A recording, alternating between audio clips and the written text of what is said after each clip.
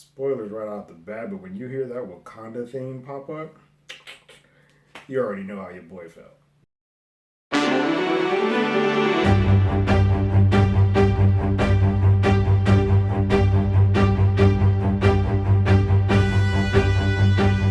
Hello, everyone. Terrence here with Hollywood Already Did. If you haven't already, go ahead, like, share, subscribe to the channel, ring that bell below. Anytime we have something, you'll be the first to know. Episode 3 of The Falcon and the Winter Soldier, The Power Broker. Uh, Arguably the best episode so far of this season. There's a lot of action that takes place, a lot of more story building and character building, but the main thing is that we put 2 more characters on the board to sort of create our unlikely trio quartet for a little bit, with Sharon being put on the board and Zemo being put on the board. Like at the end of episode 2, the boys came up with the brilliant idea to release Zemo into the wild so that he can help them figure out what's happening with these super soldiers, since he seems to be the remaining expert on super soldiers. And so they do so, much to the chagrin of Sam, who was like, hey, there's a bit of an issue. This guy did murder, blow up a capital and murder a country's king, Wakanda's king. But Bucky's like, hey, sometimes it means to an end. We'll keep him on a leash, keep him in control, but we gotta have him here. And there's this little interesting tit for tat that Bucky goes to see Zemo first, and Zemo sort of playing the field. He starts reciting those words that trigger Bucky all the time and make him go into Winter Soldier mode, and they don't have an effect. But Zemo sort of looks into his eyes like, nope, I still see there's some of that still in you, which is fascinating to see them play tit for tat. As we have learned before, this Zemo isn't really he is a bad guy because he's doing the opposite of what the characters that we follow want. But at the heart, he's not doing this maliciously. He just wants an agenda, and he's going to go about it at any means necessary. And he's one of the few villains that actually succeeded at his plan. He did disband the Avengers, which made them subsequently weaker once Thanos came around. And so we get an interesting 3-man party here of Zemo, Sam, and Bucky going on a plane, going into an excursion, getting to the heart of what's going on with the Winter Soldier and with the super soldiers. And it's interesting to see. Zemo is now more sort of in line with what we expect from the comics. He's using his Baron status, so he's got money, he's rich, he's well-to-do, he's in the know of the world, he speaks different languages. We get more in line with where we expected him to be. We do get a little tease of his purple mask, although for here there's no real reason for him to do it other than fan service, and then a golden pistol, which is even fun for those action figure collectors. But once they are all together, they take a trip to Madripoor for X-Men fans. I don't think it has anything to do, but it's on the board for those. That's a place where that comic book line often spent, and there's a bar that they go to that is Wolverine's old hangout. I don't think it means anything. I think they're just putting stuff on the board to sort of like they did in Age of Ultron with Wakanda. Like, it's there. We know it's there. We might come back to this. And it's a gorgeous looking place. We got to see Sam and sort of dress up, and Bucky sort of go into Winter Soldier mode to get some information, to get a little deeper into what's going on with the Super Soldier, into a world that Zemo feels 100% comfortable, like he's in his element in Madripoor. And things are a little rocky.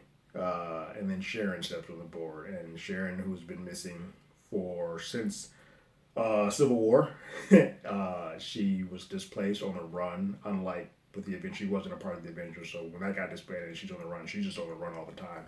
Even when the blip happens, she is still actively not going back there. The guy that she kissed that one time is now gone. Like, she's just been on her own, and she seems very jaded, understandably so. She also seems like she's a freaking badass. Like, she's beating people like John Wick style. Like, some stuff that is violent enough that I didn't think would be on Disney Plus, shooting people in the chest. Like, she is about that life. And Sharon, I'm scared of you.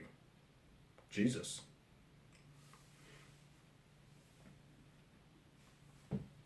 Well, I won't go into full theories. I also think there's something more to Sharon. She's sort of doing the Black Widow stuff, where she's a double, triple, quadruple agent.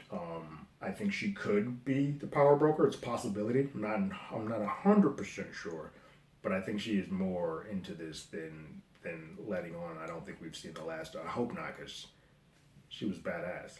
Also in this episode, we sort of get John Walker getting his comeuppance of thinking that people should respect him as he's in the suit, as he's trying to apprehend and get some information on these super soldiers. One of them people that were housing the Flag Smashers just straight up spits in his face, and he sort of loses it for a moment and says, "Do you know who I am?" As if thinking him being in Captain America uniform means anything, whereas Steve Rogers himself meant more with the uniform. It was just an interesting juxtaposition of how he could lose it and expects people to believe in him more, to respect him more in this uniform. And people are like, "You're not Steve Rogers, so why the hell? The symbol doesn't mean anything anymore, not in this world." And I think that sort of pisses him off. And I think it leaves him on the end. He eventually sort of learns and comes to the idea that Sam and Bucky were responsible for Zemo being released.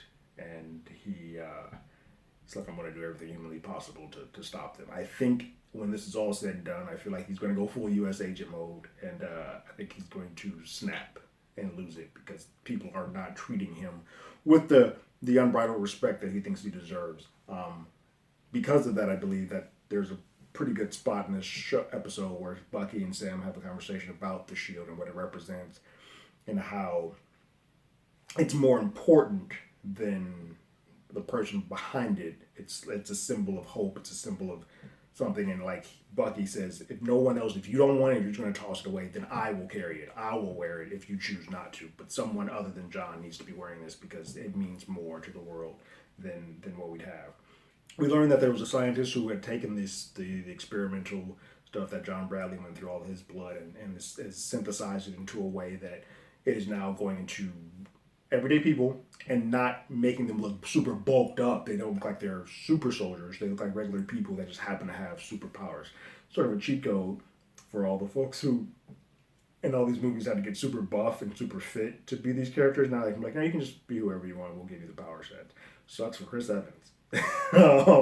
But it gives you a little bit more that like anybody else, anyone, an everyday person can be a super soldier because it now doesn't completely change your physical structure. It now just changes your power set.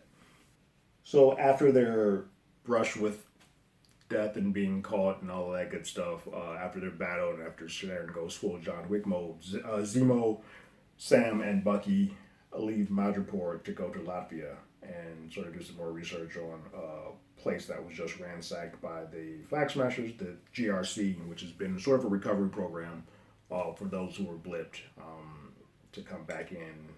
As the Flag Smashers are actively against all people who have been blipped and sort of getting displaced once the de-blipped, as a person who was de-blipped, coming back in. It's fascinating to see these new factions that sort of have grown out of the blip.